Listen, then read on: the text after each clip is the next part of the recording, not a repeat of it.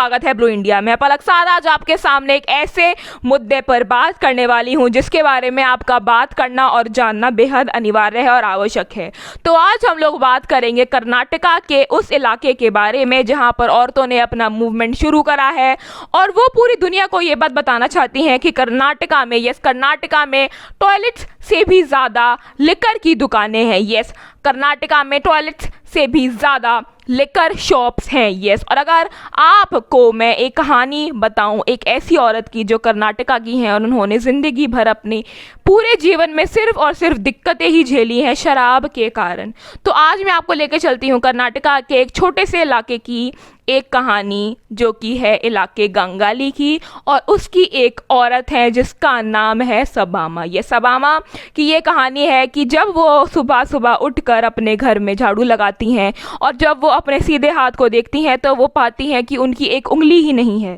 तो अगर हम लोग बात करें कि उनकी उंगली को हुआ क्या, ये उनकी मिडल फिंगर को हुआ क्या, तो ये हुआ कि उनकी जो मिडल फिंगर है वो 30 साल पहले उनके हस्बैंड ने काट दी थी एक ही बारी में, इतनी बेरहमी से जैसे कोई इंसान बेरहमी से एक मुर्गे को काट देता है एक ही बारी में। यस, उन्होंने उनकी मिडिल फिंगर काट दी। वो गुस्से में थे, शराब पीकर आए हुए थे और उन्होंने उसकी उंगली ही काट दी।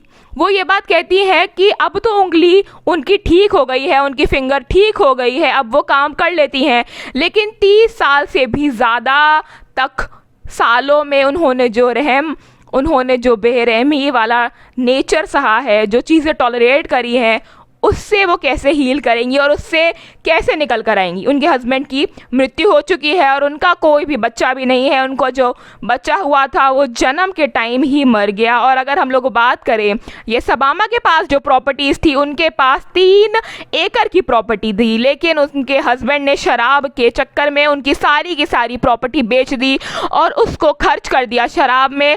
तो और हम लोग बात करें कि सबामा को एक प्रॉपर्टी मिली थी उनके मम्मा के यहाँ से, जहाँ मतलब उनकी मैटरनल प्रॉपर्टी उनको मिली थी, वो भी नहीं छोड़ी उन्होंने। और अगर हम लोग बात करें सबामा के भाई के बारे में, सबामा के जो भाई हैं वो भी लिकर पीते हैं, वो भी शराब पीते हैं और उनके जो बीवी बच्चे हैं उन्होंने उनकी भी कोई रिस्पॉन्सिबिलिटी नहीं ले रखी है।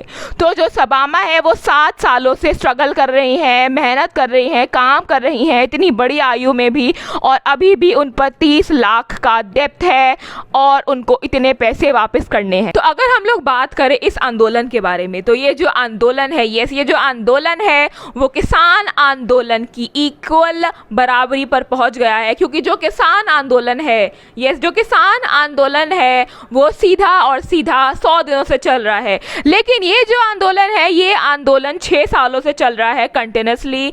ये आंदोलन 6 सालों से चल रहा है। और अगर हम लोग बात करें कि ये लोग कहना क्या चाहते हैं, तो एक औरत और है जिनका नाम है राधा, और वो अपनी कहानी सुनाती हैं। वो कहती है कि उन्होंने एक लव मैरिज करी थी और उसके बाद उनके हस्बैंड को शराब की लत लग गई और उससे ये हुआ कि वो पूरे के पूरे पैरालाइज हो गए, फिर उनकी मृत्यु हो गई। और ये बात कहते कहते वो रोने लगी और वो बहुत ही ज़्यादा बुरी हालत में थी।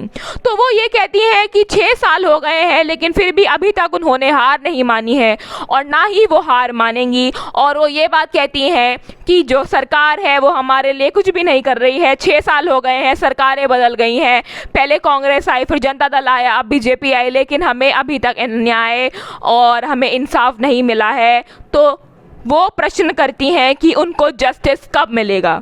सो for more such videos keep on watching Blue India, do subscribe to this channel and we will see you next time.